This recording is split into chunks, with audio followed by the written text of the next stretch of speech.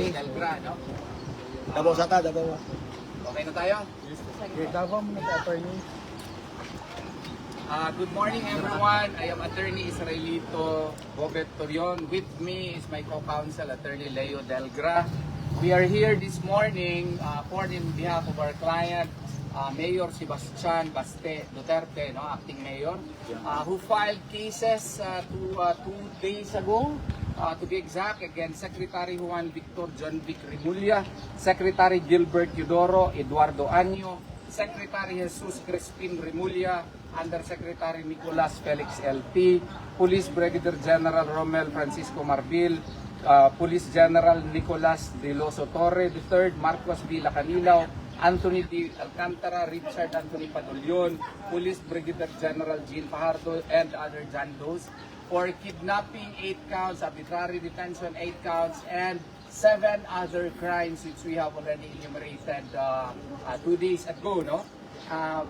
We had to file this urgent omnibus motion this morning for the inhibition of Honorable Acting Ombudsman Vargas, Dante Vargas, and to conduct the proceedings in Mindanao Station in the light of the fact that Ombudsman Vargas, the acting Ombudsman Vargas, may not be so impartial in the handling of this case, knowing that we received reliable information that his wife is the classmate of DOJ Secretary Remulla. And there are 2 kinds of inhibition, compulsory and voluntary inhibition. We are invoking the voluntary inhibition prohibitions under the rules of court, knowing that there are grounds also other than this, because we receive reliable information that the complaints that we filed had already been docketed right away pursuant to the recent memorandum prior to the retirement of Ombudsman Martires, that if you file cases before any of the stations of the Office of the Ombudsman, it shall be automatically docketed.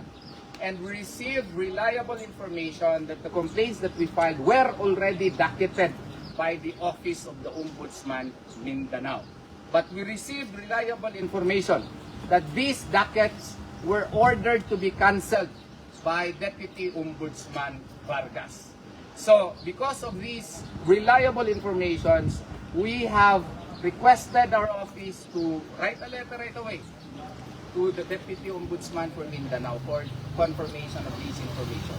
Because if these are true, then this would really have a bearing insofar as the impartiality of Ombudsman, acting Ombudsman Dante Vargas in deciding this case. So that is why that gives us more reason to politely insist that for the sake of impartiality, fairness, the acting ombudsman should refrain from handling the investigation of these cases. And that is why it is imperative likewise that the hearing of these cases be conducted by the Ombudsman Mindanao, because the main office is the locus criminis of the cases that we file. It happened there, and the officials concerned are high officials who are now sitting in the government. And if the hearing of these cases would be conducted in Manila, all of our witnesses would be, not so comfortable in going there because their safety and security would not be assured. Whereas if the investigation would be conducted in Mindanao, at least we are safe. Anyway, they are high officials and they hold control over the PNP, the army, and all government officers. So that is why we honestly and earnestly plead to the acting ombudsman to refrain from handling these cases and let the course of justice run its course.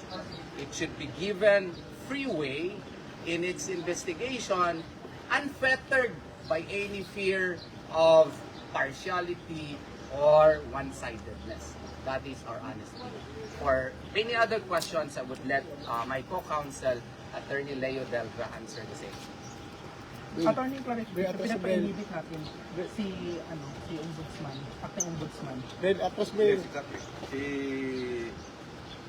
Dante Vargas, acting ngayon, meron Wait, tapos siyang pa. mga Okay. narinig namin na ginagawa na hindi matay sa procedure mismo ng ombudsman. Which is, nakatakit na, ika-cancel pa. Okay? So, they're doing everything to issue the clearance in favor of the applicant, Remulla.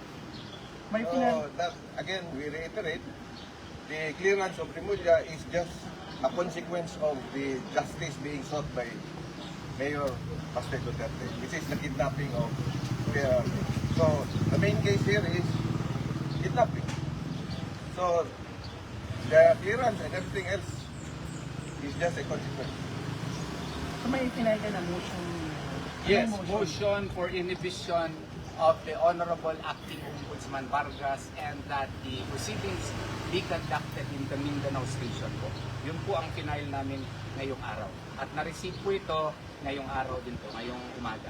If ever mag-grant yan, attorney, Kung mag-grant ito, dito na po yung sino yung proceedings. sino yung maghahawak ng kaso? Ang Ombudsman Mindanao po, depende na po yan sa Ombudsman kung mag-create ba sila ng panel o isang graph investigating officer po. Pero I'm very sure kung dito yan, magka-create yan sila ng panel of investigators. Kasi maraming kaso ang pinayo namin, siyam. At saka sa dalawa, tag-8 counts pa. If ever hindi maano yung grant natin, hindi mag-grant yung motion, ano yung next step natin? We will file a motion for reconsideration. And then, if denied, then we will go up. We will just use all our remedies provided for under the law. Allah subhanahu wa ta'ala granted us brains, we will use it. Attorney, si DOJ Secretary is running or applicant po for being an ombudsman. How important is na wala siyang kaso at wala siyang kinikilingan. At the same time po itong acting ombudsman po natin, knowing na aspirant po siya or applicant po siya. Una, sa tanong mo, how important na wala siyang kinikilingan. Importante talaga yan kasi the Ombudsman is the protector of the people. And under Republic Act 6770, he can actually investigate all acts or complaints or even matters of inefficiency, everything about public officials can be subject to the jurisdiction of the Office of the Ombudsman. That is why the 1987 Constitution makes it imperative that he can only be removed via impeachment because of the importance of the office concerned. And that is why the person to be appointed there should be a person of integrity, beyond question, and that he should be a person who can be trusted by the people because he is supposed to be impartial, fair, and who can actually administer justice because he can decide as to who shall be removed from office administratively. He can likewise decide as to who can be filed cases before the office of the Sandigan or before the court of Sandigan Bayan and in ordinary courts. That is how important an ombudsman is. Ulan, attorney, na ang requisites po ng pagiging ombudsman wala siyang kaso. Pero paulit-ulit po na nababasa natin sa media na binawalang bisa yung mga kaso niya. So paano po ito, attorney? Kaya nga kami, so long as may magagawin kami, gagawin kami. Kasi ngayon lang po kami nakakita ng isang kaso na wala sa aging pa lang. Aging kasi may aging yan eh. Nang pag-file mo ng kaso, mga ganitong mga certain time ito ma-actionar o ma-dismiss. Ang bilis ng pag-dismiss ng kaso nila. Oo. Tapos, yung motion for reconsideration, parang one day ata, 2 days lang, o 3 days lang. Denied ka agad po, kuyawa. Hindi man lang pinakomment yung kabila. Kung kami magkakaso kami, kailangan muna na magbigyan yung kabilang party to comment on the motion for reconsideration. Ang pagkakarinig namin, brother, ano nangyari nun? Dismiss na rin ata yung kaya ganun kabilis, parang lightning dismissal. Hindi naman siguro fair yun. Attorney, under the law, pwede pa mamili ang Pangulo ng Ombudsman outside the listed of the JBC. That would be unconstitutional. So, that is precisely pursuant to the checks and balances provided under the 1987 Constitution, enshrined even in the 1987 Constitution, so that the other branches of the government, represented by the appointees to the JDC, can screen as to who can be selected by the President. That's why there's a short list. And the President's choice is limited only to the short list. So, kung wala ka sa short list, babay ka talaga. Oo, so hindi ka pwede ma-appoint. Yun po ang nasa ating konstitusyon po. Ayon sa Supreme Court, wala pa daw siyang clearance from Supreme Court si Remulla para masali siya doon sa shortlist. Pero bakit po nasali po siya? Ang pagkakaalam ko, wala siyang clearance sa ombudsman. Oo. Tapos, ngayon, ewan ko kung nasali na ba siya sa shortlist, parang hindi pa ata. Parang ang gusto ata ni Secretary Remulla, correct me if I'm wrong ha, is that he will request the President to tell the, the GBC to reassess the list of choices because according to him, it is the discretion of the President to have the JBC reassess and restart all over again the process of the shortlisting. Parang yun ang pagkaintindi ko. Pwede ako magkamalis. Attorney, sinabi ni Secretary Remulla na forum shopping daw ito yung pagpapile natin lang case. Alam mo, alam mo, gusto mo makansel.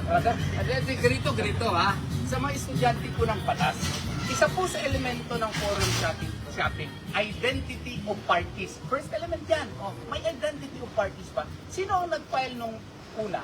Diba si Amy Marcos, in her capacity pa nga as chairperson of the Committee on Foreign Relations. Sino ang nag-file nito? Si Mayor Duterte, in his capacity as the member of the family.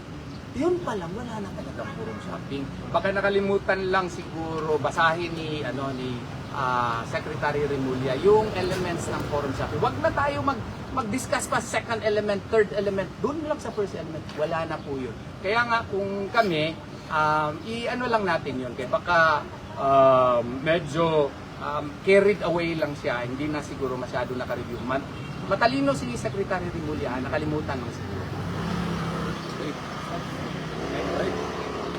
Oh, pangalawa pala, no? Pangalawa, nandito po si